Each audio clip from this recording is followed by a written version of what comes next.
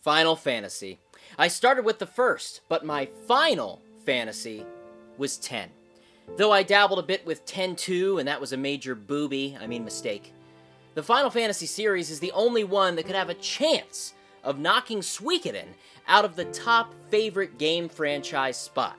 With the amazing job class system of Final Fantasy V, materia collecting in Final Fantasy VII, the rich storytelling and characters of 6, VV in Final Fantasy IX. I mean, come on! VV? But I fell out of love with the series. It kept reinventing itself. Sometimes those risks paid off, sometimes they didn't. And I put down my Buster Sword after 10. Which is weird because I bought 12 and 13, 13-2, and Lightning Returns. What? But I never played them. They just sat on the shelf like this distant memory of these amazing times I once had. There's no denying that Final Fantasy changed my life. Sure, that may seem crazy or even a little bit immature, but some of my closest friendships came from talking about FF with my buds. And honestly, text-heavy RPGs are probably the reason I did so well in English and reading classes, because I do not read the books, okay? Unless you're talking about strategy guides, am I right? I do read those. So here we are, Final Fantasy 15. People have waited 10 years for this game. I've been waiting 15. Could this be the game that brings me back to the series that I once loved? Good luck.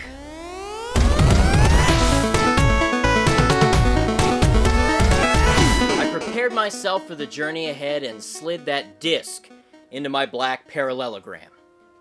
King Regis of Lucis says farewell to his son, Prince Noctis, as he sets off to Alticia for his wedding to Lady Lunafreya of Tenebrae. Clearly, the king and his son have some unresolved issues, as the goodbyes are a bit rough around the edges. We'll see the prince to Alticia if it's the last thing we see. Yeah, what he said. Hate to break this up, but Kor's got the motor running. Drados, he's in your hands. And another thing. Do mind your manners around your charming bride-to-be. Your Majesty as well. Try to mind yours around our esteemed guests from Niflheim. Noctis and his friends Gladiolus, Ignis, and Prompto hop in the Regalia and begin their road trip. Unfortunately, the journey is halted early as their royal carriage breaks down. Let the car pushing begin. Let's just hope this isn't some omen. Oh, don't joke about that, Gladio. Seriously, it's not gonna be good for us. The world's a big old place. Filled with wonders. Tell that to my legs. That's learning the hard way. Always keep an eye on the dash. Wait until the marshal finds out.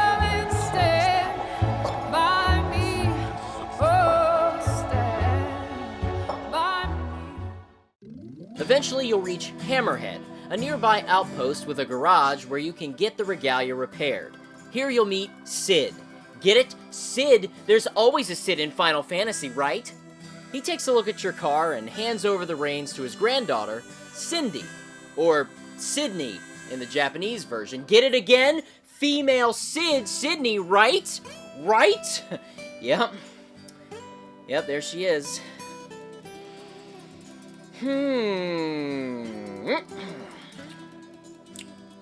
Cindy acts as your resident grease monkey, and she'll be repairing and modifying the Regalia as you see fit. Turbochargers, specialty coatings, custom paint jobs, even decals. Yeah, you put that little Cactuar sticker on there.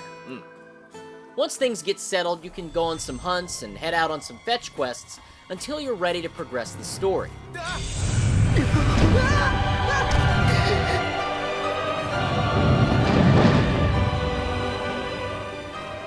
Now, about an hour in, I had to stop. Took a break.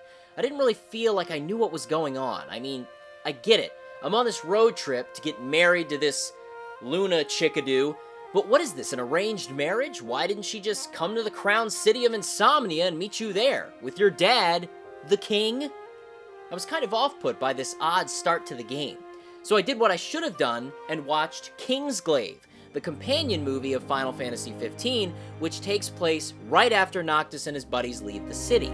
I have to say, watch Kingsglaive first. It fills in a bunch of gaps, and I really liked it. Also, King Regis was awesome, and then I was ready to get my butt back into the game a little bit more. But I wanted to get more invested in these characters, because at first, I wasn't feeling them, no connection. You got this angsty, somewhat whiny prince, the tough guy, and the freaking hipster photographing selfie guy. Look, the only selfie I want in my Final Fantasy is Selfie from Final Fantasy VIII.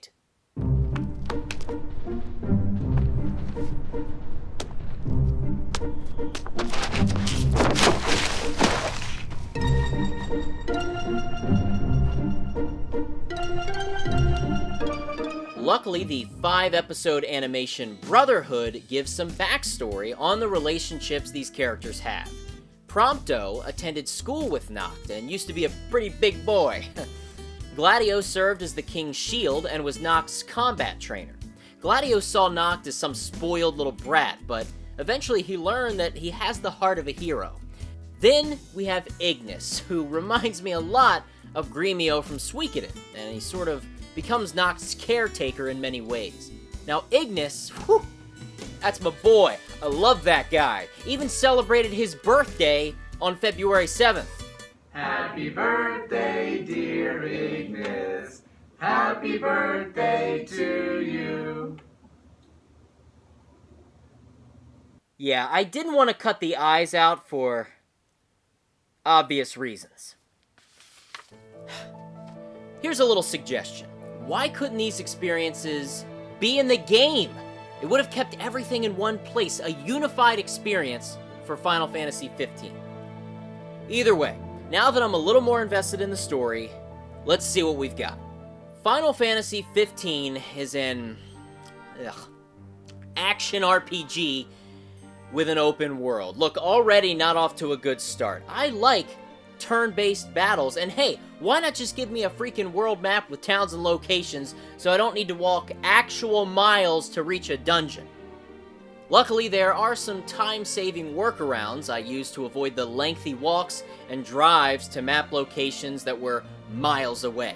The game allows you to return to the location of your car at pretty much any time, so you don't have to walk back to it. Also, as you visit various outposts and parking locations, you can fast travel to them for a very small amount of gil, so please do that. If only there was a way to avoid all the excessive walking and Noct's awkward sprinting. Oh yes, that's right, my dear friends, we've got chocobos. Yes! Yes! Chocobos!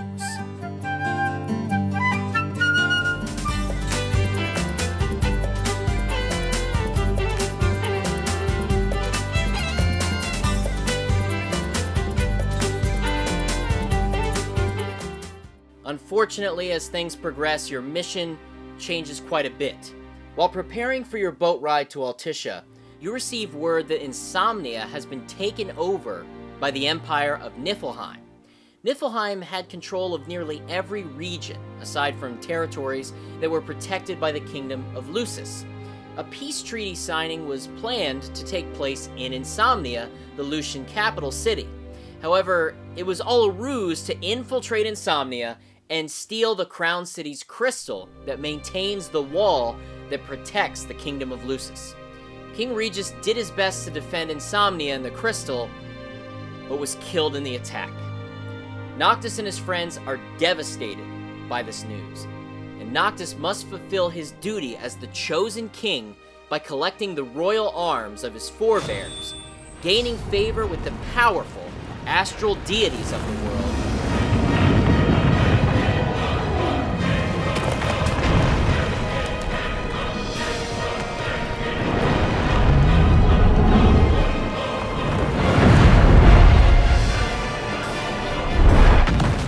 and taking back the divine crystal. A huge mistake here is not allowing the player to explore Insomnia before leaving to meet up with Luna. You could have easily spent a few hours in the Crown City just getting familiar with your home and understanding your relationship to your father, King Regis. Then when it's time for you to leave Insomnia, it could have been this epic moment of venturing out into the open world of Eos. Think Final Fantasy VII. You spend a good chunk of time exploring Midgar at the beginning of the game, and then when you're forced to leave, it's like this epic moment when everything gets revealed and you're exploring this big world. Think about how much more impactful Final Fantasy XV could have been if you spent all of this time in Insomnia, only to hear that it's been destroyed in your absence. Now don't get me wrong, I like the story, it does work. It's sort of this classic stolen crystal situation, and in a way, Noctis serves as the warrior of light that must restore order to the crystal and thus to the world. Speaking of the open world, it's a bit desolate. Kind of a Midwestern United States feel with these long stretches of open roads and outposts which kind of serve as cities. I get it, making every stop on your trip a bustling city center would be pretty difficult, considering the size of Final Fantasy XV, but it makes the open world feel more like an open safari.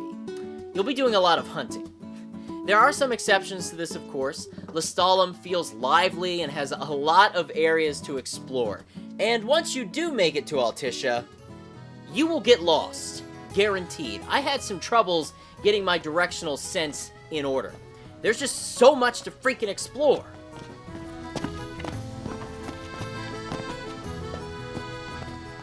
Now it's time for an insignificant FF gripe. You can't name the main character. Look, I get it. The combination of voice acting and the creators wanting to tell this guy's story kills the chances of naming your main character. Some can't stand changing the names of characters in video games, but for me, this is a role-playing game. So if I truly want to immerse myself into the game, I have to become the main character. And for me, changing the name makes that easier. I'd be lying if I said that the inability to name characters after FF10 didn't turn me off. Somebody needs to make a master list of all the RPGs that allow you to name the main character. Okay, I think I'm going a bit too far. Some of you out there are probably saying, Game Dave, shut up and get over it. Fine, I will. Though technically I do appear in the game as Dave, the bounty hunter. Dave, right? Been looking for you. Didn't mean to cause y'all any trouble. So at least I've got that. And you know what? Screw you, Final Fantasy 15. I'm gonna name my Chocobo Dave.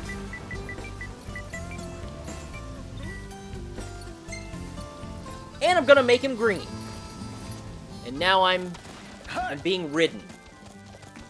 Awesome. So this is an RPG, and how are the RPG elements? Well, you'll be picking up quests and traveling to waypoints in the open world. Pretty typical.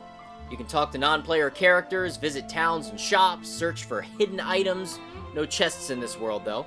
And you can battle against baddies or the local wildlife. Oh yeah, and we can't forget fishing. Noctis, that dude loves fishing. And this is not just some throwaway minigame either. It is an in-depth aspect of the game. And everything seems to work to advance the game and the story. And most of the chapters feel non-linear until you reach the end game stuff. But then we come to the combat. At first I hated it. I'm old school. I like turn-based RPGs. It's not dated. It's not obsolete. It's just a different style of gameplay and allows you to be more strategic about your actions in battle. I never felt like the combat in FF15 was strategic. It felt messy and chaotic. Often I lost track of where I was in the battle and just started mashing buttons or trying to warp out of the fray. Though I'll admit, in time, it got better because I got better at it, planning for parrying strikes, using warp points to my advantage, and utilizing my entourage's tech abilities in battle. Agnes!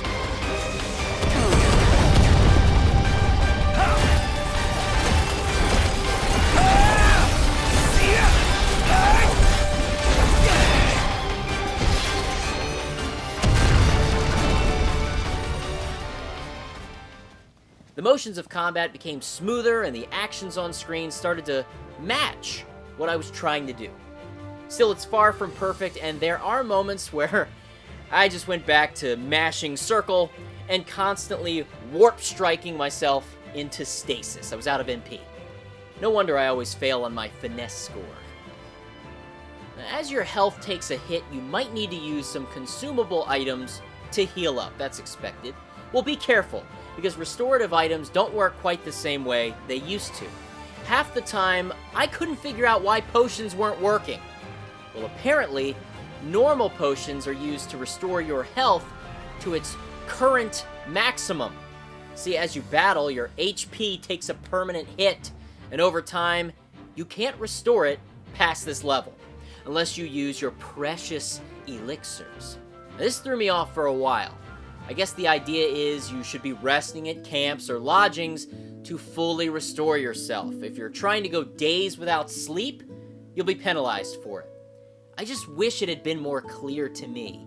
I was getting very, very upset. Very.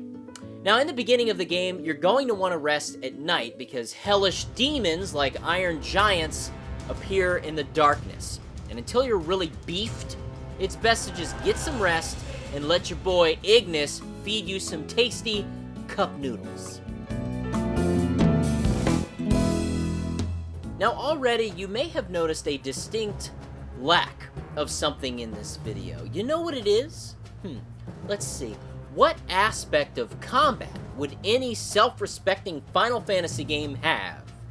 You know, when it comes to classes in RPGs, I always go with the spellcasters. Black mages, white mages, even time mages, I don't care. And unfortunately, aside from one instance when I was fighting a giant behemoth named Deadeye, I never used magic. In fact, I had to go back and craft some just so I had the footage for this video. So let's reel it back in like a fan bluegill and start from the top. Initially, magic looks like it's going to be similar to the draw system from Final Fantasy VIII, which everyone loves. Everyone loves it. You'll come across these elemental draw points where you can absorb fire and lightning and also ice. Once stored, you can take these elements and craft basic consumable spells. To make things more interesting, you can use items to add catalyst effects to the spells, like healing the user or adding nasty status effects to the magic. The spells get stored in magic flasks. I mean, come on, let's just be honest. They're magic grenades. They're freaking grenades. You toss them in battle. However, they're not very friendly to your friends, which is why they call it friendly fire, apparently. Spells are very powerful, so it makes sense that they can damage your buds. Again, they're friggin' grenades. It's just tough for me to sacrifice consumables for magic. I'm a video game hoarder. I like to have all the items and weapons. For some, the in-depth nature of the magic crafting system will please you. I'm hoping to give magic more of a chance in my New Game Plus playthrough. Oh, have I not mentioned it has New Game Plus? Yeah, I love New Game Plus. Starting out all beefy with all the items and weapons. Moving on, let's talk about character growth, since your levels also transfer over in New Game Plus. Gotta love it. You collect experience points from completing quests and also from battling. But you must rest to apply the experience and level up. Might seem silly, but depending on how nice your lodgings are, you'll get a percentage bonus added to your experience total. You can also apply your XP by sleeping at campsites. There won't be any XP bonuses, but it's the only way to get Ignis to bust out his culinary skills to whip up some tasty dishes, which add awesome power bonuses to the party in the morning. Ooh, a new recipe. Aside from experience, you can also earn ability points, which can be utilized on the sphere grid. Skill tree. Ascension grid. I mean, it is kind of neat that everyone shares the same system. You can unlock nodes to get new abilities, increase stats and damage, and change the way the party deals with aspects of combat. AP can also be used to add other bonuses, like increasing the amount of AP or experience you earn for accomplishing different tasks, like driving for long distances or riding chocobos. Final Fantasy XV tried to be a fantasy based on reality. Okay, well, to me it has a bit of an updated FF7 feel. Well, probably more FF8, honestly. But it has some style, and you know who's really got some style is 10 years later Noctis. Look at that slick dude with the scruffy facial hair. Sorry, back on track. 15's got modern technology and fantasy elements fused together. Swords, sorcery, mythic beasts, kingdoms, but also guns, tanks, and smartphones. I think FF15 pulled it off. It feels like a fantasy based on reality. Though there's definitely a lot more fantastical things going on in this world, with a magical crystal and royal tombs, monster-filled dungeons. Oh yeah, dungeons in this game are freaking scary. Jump scary, that is. I thought I would just hop into this royal tomb and grab a legendary weapon, maybe deal with a boss fight, but nope! Gotta explore these dark and dank dungeons with spooky moments around every corner, and we already know Game Dave doesn't like to be frightened. Okay? Prayers. Not cool. You know, graphically, the game is quite impressive to look at, especially the pre-rendered cutscenes, practically photorealistic. Now, I've been out of the loop for a while, so maybe I'm just not up to date with Final Fantasy, but this game is gorgeous. However, I do feel like some of the non-player characters in the game are more robotic and lifeless, and there's a lack of graphical fidelity with their awkward motion capture. Yeah, love those repetitive mannequin movements. I also admittedly did run into a couple of glitches, like this stuck monster.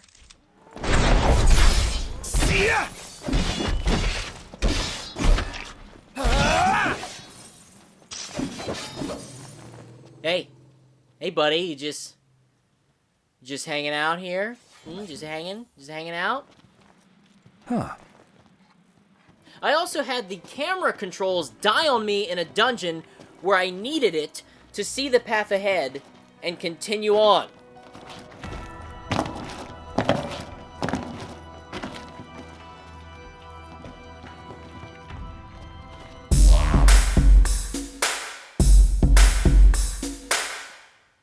No luck, couldn't get it to work, so I had to reset the game. But overall, the graphics were great, nice to look at, big beasts, beautiful scenery. It's good. It's real good. So it's got the looks. How about the music? Loved it. Done. No, actually one more thing. The music, it's adaptive. So certain sections or individual instruments of the music tracks will fade in and out based on your travels to different parts of a town or into different regions. Also, the battle themes have a classic driving force behind them that gets me excited for the impending fight, even if I'm not very good at it. Well done, Yoko Shimomura! Well done. So let's sum this all up. Final Fantasy XV bills itself as a game for first-timers and fans. It's definitely set up for first-timers to get into the series, and I think that's a great thing. But the fans are a little left out in the cold. That doesn't mean fans should hate this. Final Fantasy XV is fun. Here's why I know it's fun. My goal for this review was to just beat the game, to discuss it with you. But I kept getting digitally distracted and ended the game with over 90 hours of playtime. And I've already started a new Game Plus file to do anything I missed. To me, that's a sign of a good game. Sometimes, the little things are what make a difference. Collecting Final Fantasy soundtracks to listen to in the car, chocobo racing, crazy powerful summons, Great Glacier Cola, Nibelheim. Yeah, you see what they did there? We get it, you like Final Fantasy VII, okay? I have to say, Final Fantasy XV is all about the journey and friendships. And the more time I spent on that journey, the more I fell in love with this game. Even Prompto's constant photography seemed annoying at first, but no, as the journey continued, it got awesome. You get to look back on the experiences you've had throughout the journey. And it gets to this weird point where you're saying to yourself, oh yeah, I remember when we did that. That was great. Right? Right, guys? You remember? And then you realize it wasn't real. It's a video game. Yeah, you got me, game. You got me. It was good. I was immersed in the experience of Final Fantasy 15. Yes, it's not perfect, and there are moments that feel incomplete, and I think the developers know that. Future updates promise to inject Final Fantasy 15 with more sustenance that will solidify it as an amazing experience. I think this game has put the FF series back on track. It's going in the right direction, in some aspects. My biggest hope, though, is that Final Fantasy 16 goes back to the roots of the franchise. We are long overdue for another Final Fantasy 9. Go back to the medieval fantasy style that started the series. Bring back job classes and in-depth and complete character development. And hey, there's nothing wrong with a little turn-based combat.